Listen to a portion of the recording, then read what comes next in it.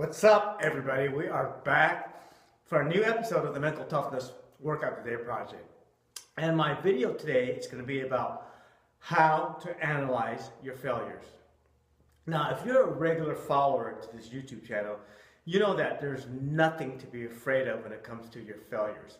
All failures are just data and feedback to help you overcome your adversities if you reframe your missed opportunities.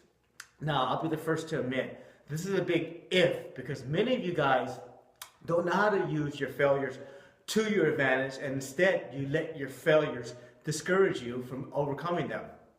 Now, the key to overcoming your failures is about how you interpret and reflect on them. In other words, how you describe your failures can either make you or break you.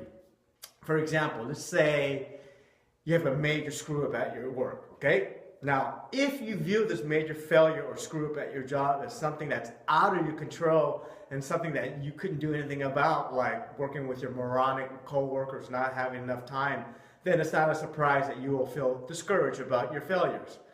The problem with this is that once you see things that are not within your control, you'll start feeling like a victim. And once you feel like a victim, you'll start pointing your fingers at everybody except yourself.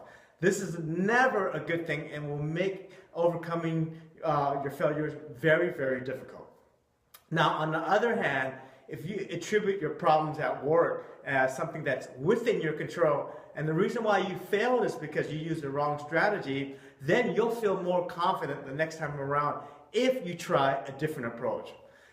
What makes this approach more effective is that you've learned from your mistakes, and more than anything, you're not giving any excuses on why you failed. Now, here's the tip of the day. The next time you're in a major screw up, be very mindful of how you describe your failures. As you can see from the two examples, how you analyze your failures can either uplift your spirits or keep you down. The key and the most important thing is have the perspective, people, that when it comes to your failures, you created them and only you could solve them and fix them. All right? By doing this, you're taking more responsibility for your failures, and it's extremely empowering. But more than anything, you're developing your self-reliance, because when it comes to your failures, you don't want anybody else to fix your problems. You only want to fix them yourself. And by having this attitude, you can always turn and convert any failure into success. That's the tip for today. Come back for tomorrow. And here's another good tip for you. Read chapter 13 of my book. There's a whole section about being responsible. If you read that, you'll understand to a greater depth about why you must take responsibility in your life to become mentally tough and successful. We'll see everybody tomorrow.